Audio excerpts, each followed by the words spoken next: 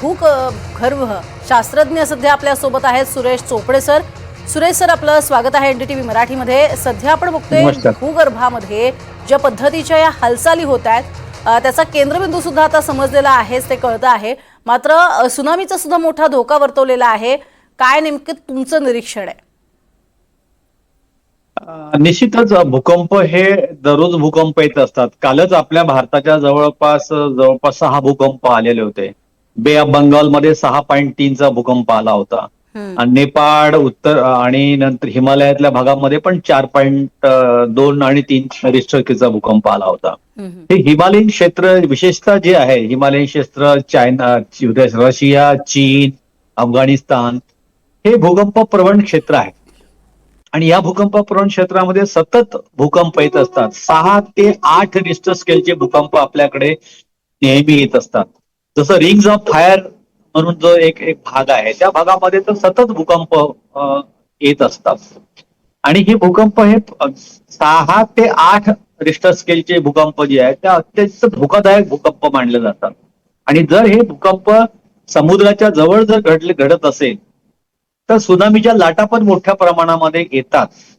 आणि म्हणून भारतामध्ये पण जर पूर्व किनाऱ्यावर आणि पश्चिम किनाऱ्यावर जर भूकंप झाला तर निश्चितच आपल्याकडे सुनामीच्या लाटा आपल्याकडे येत असतात. 2005चं आपल्याला उदाहरण माहित आहे. सुमात्रा, जावा, इंडोनेशियामध्ये मोठा भूकंप झाला होता आणि आपल्या आंध्र प्रदेश आणि तामिळनाडू पर्यंत खूप प्रचंड जीवहानी आणि वित्तहानी झालेली होती. त्याच्यामुळे ही भूकंप मोठी असतात. त्याच्यामध्ये प्रायमरी वेव्ह ज्या असतात त्या सुरुवातीला येतात आणि मग सेकंडरी वेव्ह येतात, त्या त्याच्याही पेक्षा भयानक असतात. आणि संपूर्ण उंच उंच बिल्डिंग ज्या असतात त्या सुद्धा खचून पडतात. अगदी सगळ्यात महत्त्वाचं सुरेश सर, 5 देशांना सतर्कतेचा इशारा देण्यात आलेला आहे. रशिया, जपान, अमेरिका, म्हणजे तो पूर्ण पट्टाच जर आपण बघितला तर हा समुद्री पट्टा आहे आणि अर्थातच भारताला सुद्धा मोठा धोका आहेच. येत्या काळामध्ये कशा पद्धतीनं सुनामीचे ज्या पद्धतीचा धोका वर्तवलेला आहे तो असू शकतो आणि तज्ज्ञांच्या मते आणखीन मोठ्या लाटा येत्या काळात उसळू शकतात असा अंदाज आहे. काय अधिक माहिती? इकडले जे भूकंप झाले, आपल्याकडे उत्तरेकडले जे भूकंप झाले तेव्हा आपल्याकडे सुनामीच्या लाटा येत नाही, कारण आपल्याकडे समुद्राशी सरळ संपर्क नसतो. परंतु जर इकडे जावा, सुमात्रा, इंडोनेशिया इकडे जर भूकंप आपल्याकडे आले तर मात्र त्या लाटा आपल्या भारताच्या पूर्व किनाऱ्यापर्यंत पोहोचतात. किंवा इकडे पाकिस्तान, इराण आणि इकडले जे देश आहे, इकडे जर भूकंप झाले तर तिकडल्या लाटा आपल्यापर्यंत मुंबई किनाऱ्यापर्यंत पोहोचू शकतात. त्याच्यामुळे जपान, चीन आणि रशिया या देशामध्ये भूकंप झाले किंवा अमेरिकेत जरी भूकंप झाले तरी एवढ्या मोठ्या प्रमाणामध्ये लाटा येत नाही. कारण आपल्या जवळ जर भूकंप झाला तर लाटाची स्पीडच 700 जवळजवळ किलोमीटर ताशी या वेगाने या लाटा पोहोचतात. आणि या लाटा समुद्रातून फारशा दिसत नाही. जशी जमीन आली की त्या लाटा प्रचंड मोठ्या उंच उडतात आणि धोका उडतात. आपल्याकडे सुनामीचा धोका फार कमी आहे भारतामध्ये. फक्त जर पूर्वेकडील देशात जर भूकंप झाला, आपल्या अंदमान निकोबार बेटाकडे, तरच सुनामीचा धोका असतो.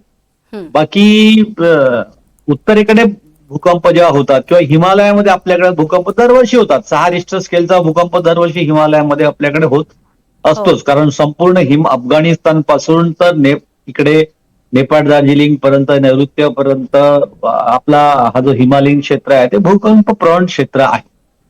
पण इकडे जर भूकंप झाला तर सुनामीच्या लाटा आपल्याकडे येणार नाही. परंतु ज्या प्रायमरी आणि सेकंडरी वेव्ह आहेत त्याच्यामुळे काही नुकसान निश्चितच होऊ शकतं.